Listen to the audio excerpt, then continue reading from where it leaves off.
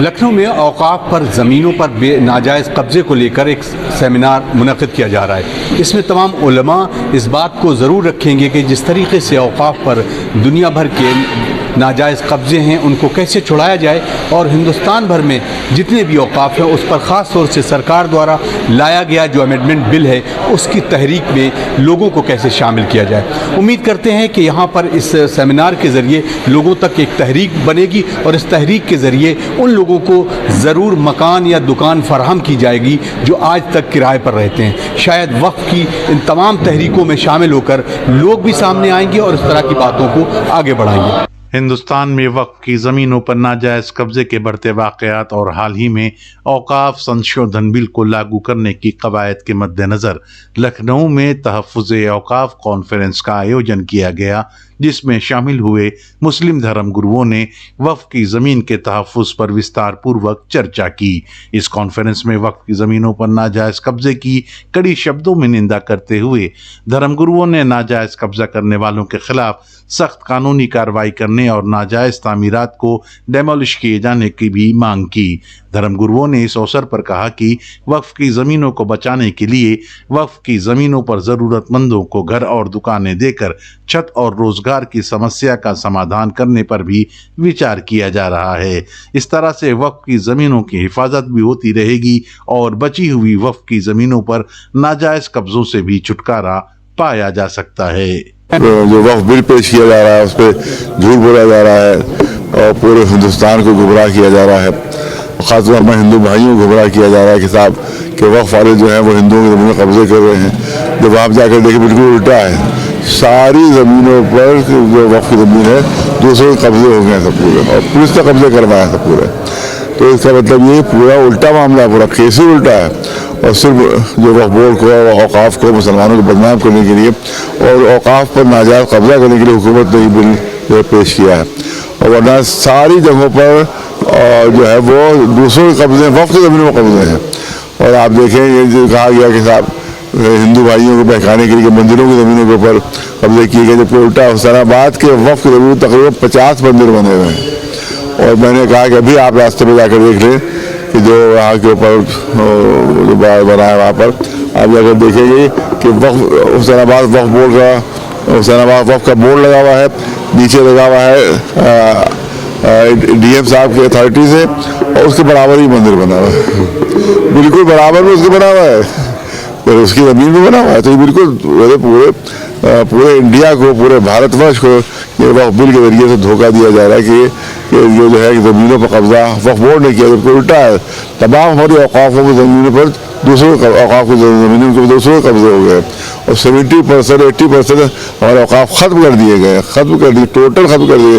जो 20% बचे हैं वो चाहते हैं बिल के जरिए से उसको भी ख़त्म कर दिया जाए। तो बहुत बड़ा धोखा है जो दिया जा रहा है इसमें। और ख़ासतौर इसमें हम लोग का भी बहुत, शियों का भी बहुत बुरा इसमें रोल रहा है, खासतौर पर तवल्लियों में बहुत बुरा रोल रहा है।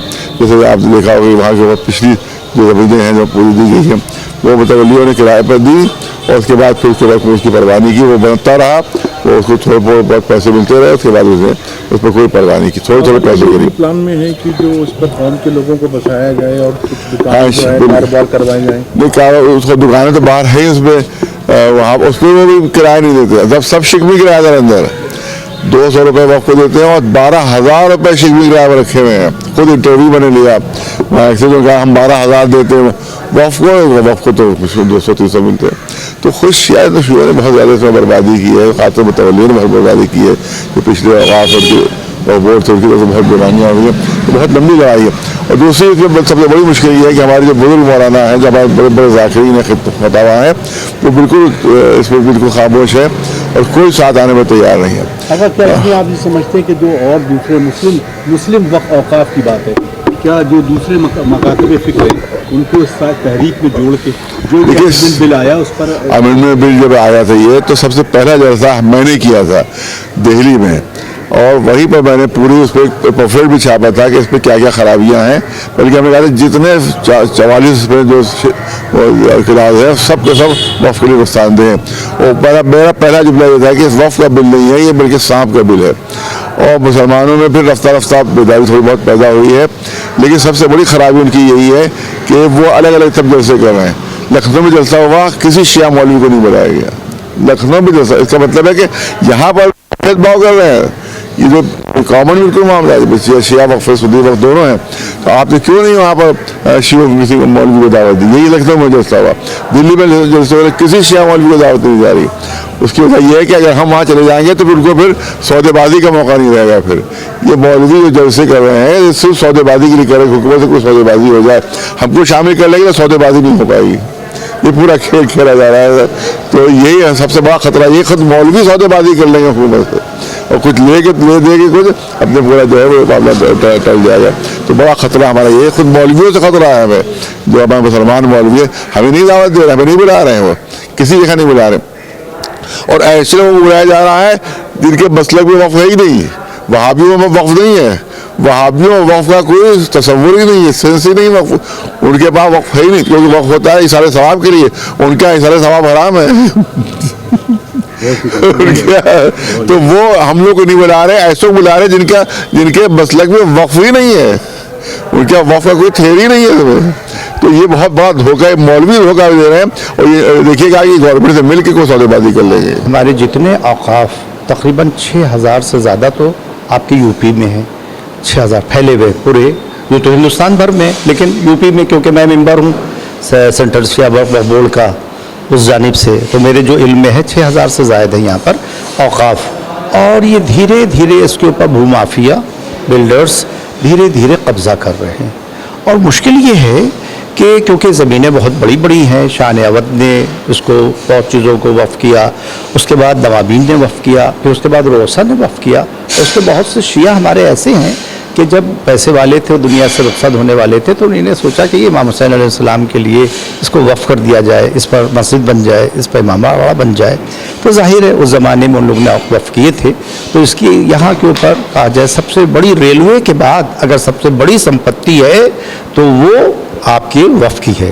तो लिहाजा इसके ऊपर जो है वाफिया लगे हुए हैं, बिल्डर्स लगे हुए हैं। अब इसके ऊपर हुकूमत के भी कुछ लोगों की निगाह हो गई है डेवलपमेंट के नाम के ऊपर कि हम डेवलपमेंट करेंगे, इसके ऊपर ये करेंगे, इसके ऊपर कॉलेज बनवाएंगे, स्कूल बनवाएंगे। देखिए इसके ऊपर और कब्ज़े बहुत जारी और सारी हैं पूरी। जैसे आपके अपने अब्बास बाग का नाम लिया, आपने सामने ही देखा कितने वहाँ के ऊपर पीछे वाले कब्ज़े हो गए। यहाँ पर इसी सूरत से आप देख सकते हैं कि शाह मर्दा वहाँ पर कब्ज़ा हुआ था, कितना बड़ा कब्ज़ा हुआ था, किस सूरत से जंग लड़ी गई, किस सूरत से उसको फतह। इसी सूरत से शहदरे की मस्जिद आप देखें, आपकी निगाहों में कितनी बड़ी ज़मीन कई एकड़ में फैली हुई थी और उसके ऊपर कब्ज़ा किया गया। और कब्ज़ा करने के बाद आज हमारी मस्जिद थोड़ी सी रह गई है, बकिया वहाँ के ऊपर कब्ज़े होते जा रहे हैं। तो ये कब्ज़ों का सिलसिला जारी और सारी रहेगा जब तक से हम इसके ऊपर पूरी तरीके से कौम मुस्तैद होकर उलमा के साथ शाना बशाना मिलाकर इसके ख़िलाफ़ आवाज़ नहीं उठाएगी।